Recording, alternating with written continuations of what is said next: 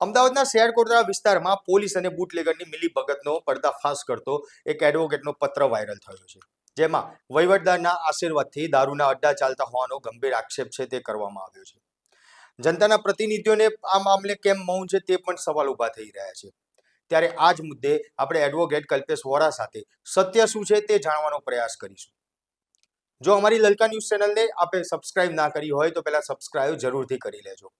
નમસ્કાર, લલકાર ન્યૂઝ સાથે હું મયુર મેવાડા.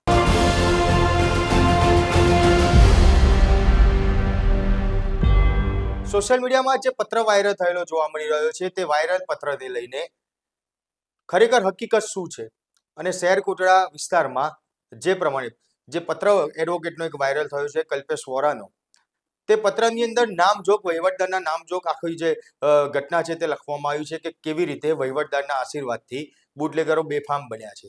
ત્યારે આ બાબતે હકીકત જાણવા માટે એડવોકેટ કલ્પેશ વોરા સાથે જે ટેલિફોનિક વાતચીત કરવામાં આવી હતી, ત્યારે આ વાતચીત દરમિયાન કલ્પેશ વોરા શું કહી રહ્યા છે તે સાંભળીએ. આપણી જોડે એડવોકેટ કલ્પેશ વોરા જોડાયા છે, તેમની જોડે સીધી વાત કરીએ. કલ્પેશભાઈ, એક પત્ર આપનો વાયરલ થયેલો છે જે ઘણા જોવા મળી રહ્યો છે કે જેમાં તમે સીધો પત્ર પોલીસ સ્ટેશનના વહીવટદારો અને બુટલેગરોના નામજોગ આક્ષેપ કરતો લખ્યો છે કે તમારી પાસે જે બાબત છે, જે આક્ષેપો તમે કર્યા છે તેને લઈને નક્કર પુરાવા કે વિડીયો ફૂટેજ કે જે એવું કંઈ છે કે જેના ઉપર આ આક્ષેપો આપણે કરવામાં આવી રહ્યા છે? એકચ્યુઅલી આના ઉપર ઘણા બધા વિડીયો વાયરલ થઈ ચૂક્યા છે શેરકોટડા પોલીસ સ્ટેશનના રિગાર્ડિંગ આ બંને વહીવટદારોના. ઘણી બધી ઇન્સ્ટાગ્રામમાં રીલ્સ પણ આની લોકોની ચાલી રહી છે. બરોબર.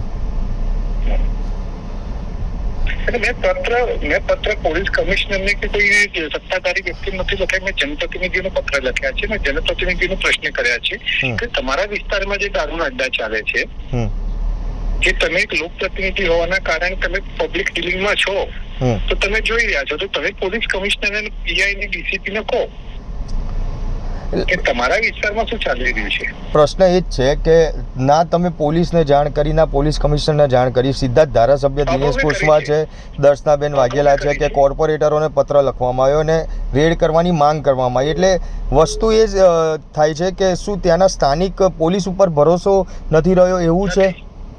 નથી. સ્થાનિક પોલીસ પર ભરોસો છે જ નહીં. ઇલેક્શન પૂર્વે પણ, ઇલેક્શન સમયમાં મેં ઇલેક્શન ચૂંટણી કમિશનરને મેલ કર્યા હતા, જે મારે ફેસબુકની વોલ પર તમે જોઈ શકો છો. બરોબર. 22 તારીખના રોજ અને ઇલેક્શન કમિશનરને અને collector, commissioner, police commissioner, DG બધાને મેલ કર્યા હતા. આ લોકોના નામ સાથે મેં મેલ કર્યા હતા. ઇવન મેં જે જગ્યા પર દારૂ, દેશી દારૂ, ઇંગ્લિશ દારૂના અડ્ડા હતા એ લોકેશનો સાથે પણ મેં એ લોકોને મેલ કર્યા હતા. કોઈ કાર્યવાહી થઈ નહીં એના બાદ? જરાય કાર્યવાહી થઈ નથી. એટલે તમે સીધું મુકેશ ચૌધરી, ભરત પ્રજાપતિ જેવા વહીવટદારોનું નામ લખેલું છે. શું તમને લાગે છે કે ઉચ્ચ અધિકારીઓની જાણ બહાર અથવા તો તેમની રેમ નજર વગર આટલા મોટા પાયે દારૂનો વેપલો થાય? 100% એમની રેમ નજર હેઠળ થતું હશે. મુકેશ ચૌધરી એક કુખ્યાત વહીવટદાર છે, પોતે કે પ્લાન્ટ પર ફરજ નિભાવે છે અને અગાઉ પણ એ દોષી હોવાના કારણે 6 મહિના સુધી તો સસ્પેન્ડ રહી ચુક્યા છે. બરોબર. અને મુકેશ ચૌધરી આઈપીએસ ઓફિસરોના વહીવટ કરતા હોય એવી જાણ માહિતી મને મળેલી છે. એટલે ઉચ્ચ અધિકારીઓ એ માટે પણ એની પર કાર્યવાહી કરતા નથી. બરોબર.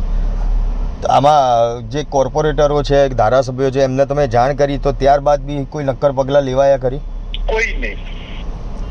પોલીસ વિભાગના માણસોને બુટલેગરો સામે તમે મોરચો માંડ્યો છે, તો શું આ પત્ર જાહેર કર્યા પછી બી તમને કોઈ દબાણ કે જાનથી મારી નાખવાની ધમકી કે એવું કંઈ મળ્યું છે? એવું કોઈ ધમકી આવી નથી. ક્યાંય તમને તમારી સુરક્ષા માં ક્યાંય કોઈ એ થાય એવું કંઈ લાગી રહ્યું છે કે સુરક્ષા માટે કોઈ માંગ કરી રહ્યા છો તમે? ના, હું એવી કોઈ માંગ કરી રહ્યો નથી, પણ આ તો બુટલેગરો છે. હવે જે બુટલેગરોના નામ જો મેં કર્યું છે, હવે એ પોલીસ અને બુટલેગરોના સહકારથી કંઈક કરે તો એ શક્ય છે કે એ લોકો કંઈક કરી શકે, તો એની સંપૂર્ણ જવાબદારી મુકેશ ચૌધરી વહીવટદાર શેરકોટડાના પીએ રહેશે. તમે પોતે એડવોકેટ છો કલ્પેશભાઈ, તો ધારાસભ્ય કે કોર્પોરેટરો આ મુદ્દે જો મૌન રહેશે તો શું કાયદાકીય રીતે કોર્ટના દ્વાર ખખડાવવામાં આવશે? 100%.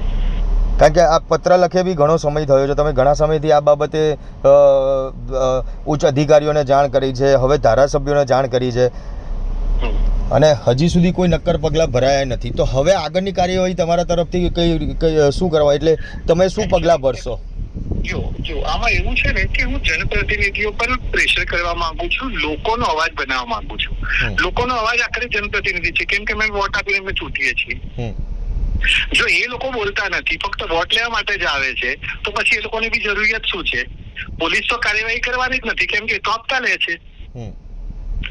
તો જનતાને જાગૃત કરવા માટેનો પણ આ મારો પ્રયાસ છે કે આ લેટર જયારે વાયરલ થઈ રહ્યો છે, આપ સુધી પહોંચ્યો છે, અલગ અલગ મીડિયા સુધી પહોંચ્યો છે, અલગ અલગ લોકો સુધી લોકોએ વાયરલ કર્યો છે, તો લોકોને પણ ખબર પડે કે અમે કયા વ્યક્તિને ચૂંટી મોકલીએ છીએ.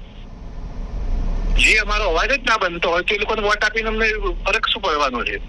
આજે 2 થી 3 દિવસ આ પત્ર લખે થઈ ગયો છે. 8 મેના રોજ તમે આ પત્ર લખ્યો હતો.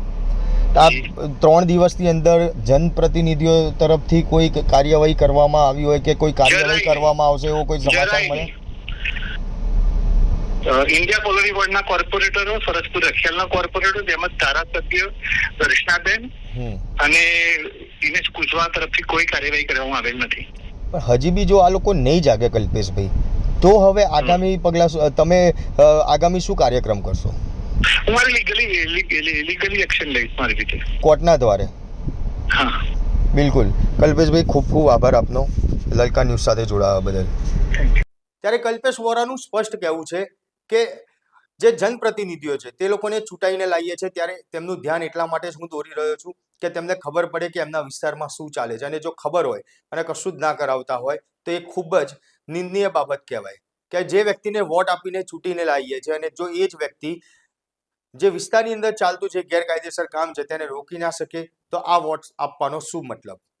અને જો હજી પણ જો આ જનપ્રતિનિધિઓ નહીં જાગે, જો પોલીસ તંત્ર નહીં જાગે, તો આગામી સમયમાં કોર્ટના દરવાજા ખખડાવવાની પણ ચીમકી કલ્પેશ વોરા દ્વારા આપવામાં આવી છે. ત્યારે કલ્પેશ વોરાના આ બાબતને લઈને તમારું શું માનવું છે તે કોમેન્ટ બોક્સમાં જરૂરથી જણાવજો.